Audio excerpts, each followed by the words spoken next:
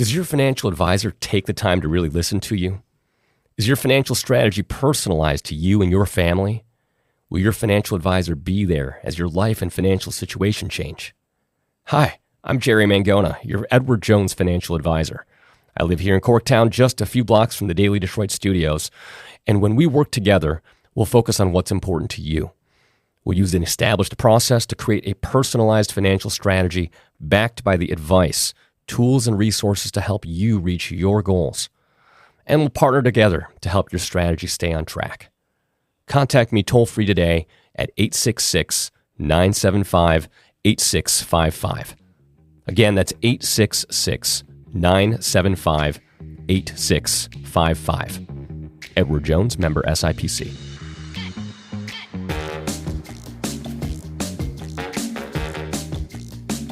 On your Daily Detroit for Monday, June 23rd, 2025, we're exploring the dynamics behind the parts of Detroit's resurgence that are working. Beyond the headlines about retail spaces and revitalization, we need to understand the role of capital and investment. It's playing a huge role. I'm Jer Stace, and on episode 1686 of the show, my guest is Chris Rizik of Renaissance Venture Capital about the unique approach they're taking and how Michigan and Detroit can leverage its strengths in research, innovation, and more to attract dollars and grow businesses, including our startup ecosystem. You know me, I like to get past the pundits and talk to the people doing the work and putting the dollars into play. So let's hop into that conversation. Joining me at our table at the Grand Hotel at the Mackinac Policy Conference is Chris Rizik. He is the managing partner of Renaissance Venture Capital Fund. But Chris, you've got your hands in a lot of things. I'm looking forward to talking to you because people are so interested in what's happening in the businesses starting up here in Detroit, Metro Detroit, and Michigan. They'll see retail spaces. They'll see stuff they might catch in the news. But the capital world, the venture capital world is so important for Metro Detroit and even to attract even more dollars to get, there's so many good ideas that just need funding out there. And matching that all up, I think, is an important thing to get done. Yeah, I mean, it's fortunate that Michigan has actually had a pretty good run of growth. I started Renaissance 16 years ago, and Michigan was getting, in a given year, maybe $150 million in venture capital. It's been over $1 billion for the last 4 years. So it's actually, there's a period from 2016 to 2020, Michigan is the fastest growing state in the country for venture capital. And Detroit and Ann Arbor are sort of the hub of that. That's fascinating. What is driving some of that increase? Well, I mean, if you think about, in the end, venture capital chases technology development and talent. And we've got some great universities here. We really punch above our weight. University of Michigan, not many people know, University of Michigan does more research than any public university in the country. Over $2 billion in research a year out of U of M. That really drives innovation. And then the question in the past has always been, once this technology is developed, can you turn it into a company here, or does it go somewhere else, or not even become a company? We've done a better job in the past 10 years in getting technology out of the university into startups and then growing those startups here. Well, and I think that is part of what you're visually seeing. I see so many people from around the country coming to Detroit now. And part of the reason, I think, is because there are more and more opportunities for what they're doing and what they're creating here. It feels like there's been a market shift in the last 5 years. Yeah, I mean, I'll give you a little background on what we do. So we're not a regular venture capital fund. We created a new type of fund. And what we do is we're a fund of funds. So we invest in venture capital funds around the country under the condition that they come here and look at startups here. The idea is to sort of get more shots on goal, get more funds here looking at startups. And one of the highlights that we do is an event at Ford Field called Undemo Day. Undemo Day. Everybody does demo days, which are just sort of dog and pony shows. We do it the opposite way. And so what we do is we actually run almost like a fantasy draft for startups. So we get the universities and regional development organizations like Techtown, Ann Arbor Spark, et cetera. They all submit their companies to apply to participate. So we'll get 250 to 300 startups apply. Then what we do is we go out around the country. We got a pretty good network. We'll get 200 to 300 venture capitalists to come into Ford Field. We take over Ford Field, a row of tables for the idea is to have one-on-one speed dating meetings. In advance, we send all the information on the startups, and the venture funds make their draft choices, who they want to meet. And then we will 500, 600, 700 meetings in an afternoon at Ford Field with the goal that a venture fund from Boston or Silicon Valley is going to invest in a Detroit startup.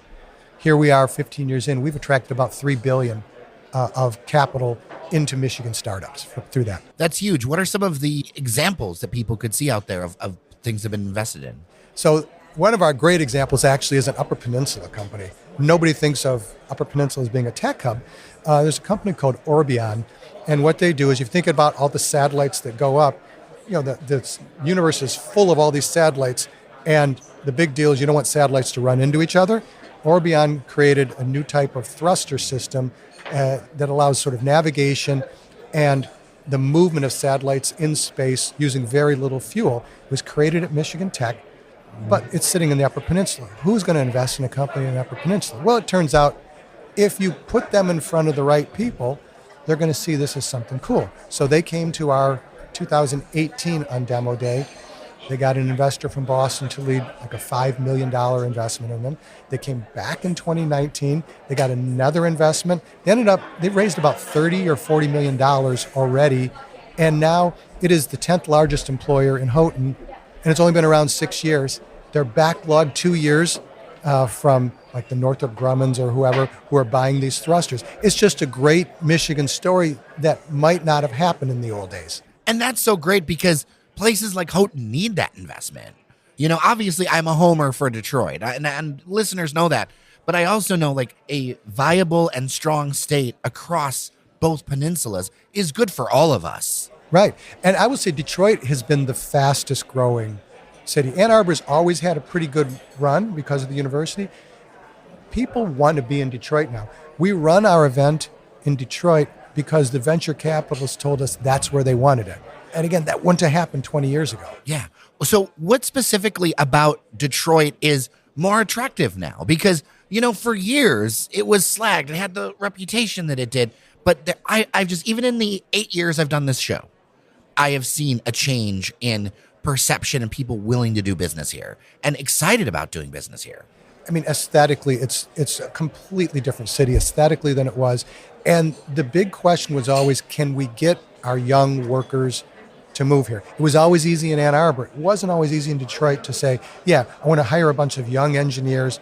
Will they want to live there? Now there's just enough of a buzz and an activity. It's a real big city. And so it's much easier to attract. In fact, there are companies that traditionally would have been in Ann Arbor. Now they're co-locating in Detroit because there's just stuff to do in Detroit that there wasn't before. And there's a feeling of, this is a place I want to be. Housing's affordable, although getting a little bit less affordable. And I can have the kind of experience that previously you had to go to Chicago for. Yeah, and there are a lot of people starting to work on the housing question. Yeah. And people doing some developments where people will say, oh, how can this housing development work? I know the people over at Great Water Capital are doing the stuff on the east side over on Fisher Street. They've been selling homes and they sell even more homes. They can't build them fast enough, these single family homes. And that's a huge thing to see in a city that just hasn't had that in a long time. And I don't mean to slag the city for that. It has been really difficult to get new starts going. To see new single family roofs is a large accomplishment. And I think, and to see these companies and see these people move in, I'm seeing new faces all the time. Yeah. Yeah. I mean, we're up here talking, there's some risk right now, and there's always risk. The state budget conversations are going on. And unfortunately, there's a discussion of cutting the state funding of what I'd call the picks and shovels for entrepreneurship. Organizations that are mentoring entrepreneurs, organizations that are helping the universities spin out technology into startups. That's all. They're looking at state. There's a proposal now to cut it from $15 million a year to zero. And that could have a real chilling effect on this momentum that we've had over the past decade. Forgive me, and listeners may disagree with me, but it doesn't feel like $15 million in the context of everything is that much money. Do you know what I mean? Like there's a lot of value provided for that. It is one of the most valuable, most cost-efficient things. Ohio put $75 million in the same thing. Oh, I'm aware of that. I've done some coverage of places like Columbus, which have been able to attract almost a flywheel. I mean, they have the unique ability of having Ohio State like right there, which really helps them. But they do invest in that entrepreneurship in a big way, in that infrastructure. And when I went down there, I was like, there's so many things that we could adapt, that we could do. You know, so often I'll visit Chicago or New York or whatever. And like you go to New York, it is a world city. I love New York, but like New York is New York. Trying to copy New York anywhere else, I don't think is really possible, right? We should look at models where there are success that we know we can do from the stages we're at right now, right? Because New York's been a financial hub for hundreds of years, built on, you know, granite rock that allows these skyscrapers, right? Let's look at what we can do and do it our way, the best way, at least in my view. Yeah, and one of the issues is we're a purple state, and you hear this all the time. You know, every 8 years we switch our strategy. If we're a blue state like Minnesota, it can work. If we're a red state like Ohio, it can work. As long as we're doing the same thing. You know, there's no monopoly on ideas. You just can't unwind everything every 8 years when there's a change, and that's what's happened here. Some good ideas over the past 20 years have just gotten cut off before they could sort of reach fruition. So we've grown almost despite that. Interesting. So for you, is it a situation where, I hate to be like both sides about it, but there are good ideas that come from both sides when it comes to this topic, and it's a consistency of implementation? It's absolutely right. It's absolutely right. Yeah, because that's one thing I've heard a lot at this conference is uncertainty this year. You know, about it's not necessarily all about like this strategy. Just pick a lane, whatever lane we're doing, we're going to adjust, we're going to make it happen. But it's this long-term kind of like, well, tariffs or manufacturing or what are we doing here? You know, that makes things difficult. Yeah. So what are the verticals that you're seeing that we're best positioned for here? Yeah, obviously mobility is a natural, and you see what's going on at New Lab, and it's actually, I'm quite excited. I haven't always been excited in mobility. I'm actually excited right now because we're seeing some really interesting startups, including startups that are relocating to Detroit to be around, you know, ultimately their buyers. That's an area. Cybersecurity is a really important area, and you know, you can sort of trace it through successes. Once you have a success, and you know, this is the way Silicon Valley was built. Once you have a success here in cybersecurity, it would be first Arbor Networks, and then the senior people from Arbor Networks went and formed Duo Security. Yep. And now you can trace the family tree of Duo Security. There's probably 10 companies, all that came out of leadership at Duo Security, because the important element is not just the technology. People who have been in a fast-growing startup company understand it's just way different than growing something else. Once they've experienced it as a manager or as a VP, they're ready to go to their next company and one level higher. So you have all these CEOs who came out of Duo Security. And so cyber has become a really interesting, important area to us. The whole biopharma area, this really comes out of the research, particularly at University of Michigan, is important. Battery technology is another important area here. So the interesting thing is we're kind of good at everything. We may not be the best at everything, but we're good at everything. And then we're the best at a few things. So you want us on your trivia team? Absolutely. Absolutely. You know, I also think about other spinoffs. Yes, there's companies, but you talked about Duo Security. You can't forget the impact of Doug Song and the Song Foundation. They've been doing things not just in business, but also in philanthropy as well. And there's so many additional benefits when you get actual capital moving around in the system and money moving in the system. One of the things that starved Detroit for so long is that lack of investment, right? It depressed how much people make, or the new things that you see. When I travel, and I sometimes will, you know, we have a member-only Discord, a community chat that we have here. And I'll travel places like, wait, we could do this or do that. All these ideas, you know, it just takes capital and vision. You know, and so that's one of the reasons why I appreciate what you're doing. No, thanks. And you know, people like Doug and what he's doing with his foundation are really important because they're bringing a different sort of thinking too. You know, there's sometimes been a bit of a fatalistic approach to, and somebody come in with fresh ideas, and I think we've come in with some fresh ideas. You know, when I first came to Detroit, I lived at the corner of 7 Mile and Kelly. Okay. And I went through this period in my career sort of hoping next year wasn't worse than this year. That's a pretty difficult way to live. And I think we're in a period now where people are saying, I think next year is going to be better than this year. And we've sort of seen that change in viewpoint, and then fresh ideas like what Doug and his foundation have brought and others have brought, I think gives us a whole new look at the future. Well, if you think you can or you think you can't, you're right. Yeah, exactly. And I do see that fatalistic thing sometimes. Sometimes when we talk positively or energetically about opportunities, not in like a fluffy, overly sales way, but hey, this thing's happening here or this thing's happening there. A lot of people, they still need to get their head around, like, this is something that can happen here and that they can be a part of it. They've just got to find the connections, learn what they need to learn to get into these kinds of fields and think, hey, you know what, we can level up and do this thing. Because that fatalism, that'll kill you, man. Right. Go down to Texas, like nobody there is fatalistic. I mean, in many ways, they're just exactly the opposite. So I wanted to make a mention because you're also into music. I am. And you run a music website as well in all of this? Yeah. I mean, how many projects do you have, man? Well, my wife and I are empty nesters now, which opens up all kinds of extra time that I didn't have before. Yeah, I started my website, and I won't take too long, but I went to Michigan State undergrad. I was the first soul music reviewer in the history of the state news, Michigan State's newspaper.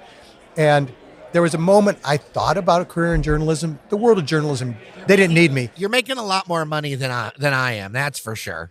I wasn't that good a writer. So instead I got a degree in accounting, which is a natural choice, journalism or accounting. And so then, I sort of put this aside and my poor wife, we'd be riding in the car and I'd be quizzing her on artists as they were coming on the radio. And then 2003-ish, there were some soul music websites. They weren't organized well. And I was in venture capital and I was beginning to understand kind of how I would architect things.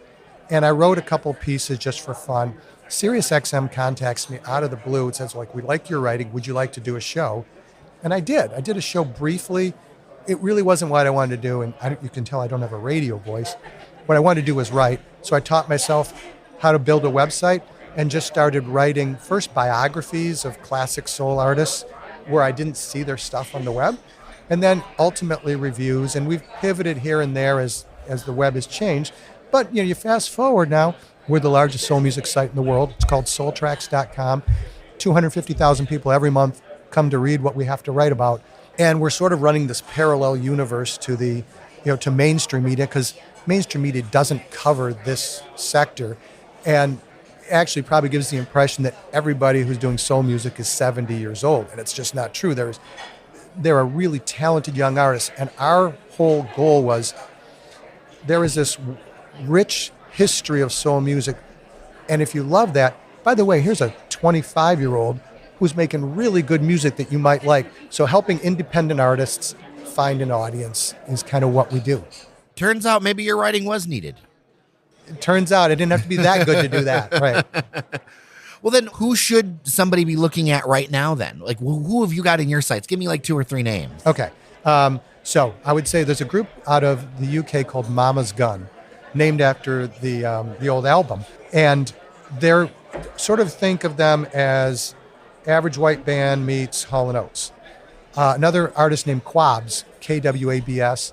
He hasn't put out very much, but he has sort of the feel of maybe Teddy Riley in the 90s. Another, Gregory Porter's one of my favorite artists. He's actually much bigger internationally. He plays Detroit every year. He would be sort of a jazz soul sort of blend, almost a crooner. Eric Roberson is the king of independent soul. He comes to Detroit every year, and he definitely has sort of a soul hip hop vibe. Those are just an example of some artists. We run 1 or 2 new articles every day. So we try to keep it pretty fresh and always trying to introduce new artists to our readers. That's super cool. And I love that that's happening. It's so important to keep music alive and keep that music journalism alive. And you can't, to me anyway, you can't just rely on the algorithm to discover new stuff. Individual guides, good guides, play such an important role in finding new stuff. There are radio hosts I listen to, with public radio and stuff, where it's oh, okay, now I'm really learning stuff, as opposed to something that's just I love that interpersonal discovery. It builds relationships and it builds quality sounds. Yeah, and the fact that we're in Detroit is the biggest advantage. We actually polled our readers, and we have readers in 100 countries. Choose the soul music city in the world. Detroit was first, almost doubling Philadelphia, which was second. Detroit had 40-something% of the votes of all the cities in the world. So the fact that we're from Detroit actually gave more credibility early on to the site, because we were the place people considered sort of the motherland of music. Well, you know what? I thank you for making sure that the beat goes on in town. I really appreciate it. Chris Rizik, Renaissance Venture Capital Fund. I appreciate your time. And let's catch up soon when there's new stuff. That's great, Jerry. Thanks. Feedback as always, dailydetroit@gmail.com or 313-789-3211. Thank you so much for listening. Thank you so much to our members on Patreon, patreon.com/dailydetroit, for supporting us, because local media needs local support to survive and thrive. And we've got some great giveaway benefits for you if you join us, plus our member-only Discord. Until tomorrow, I'm Jer Stays. Remember that you are somebody, and we'll see you around Detroit.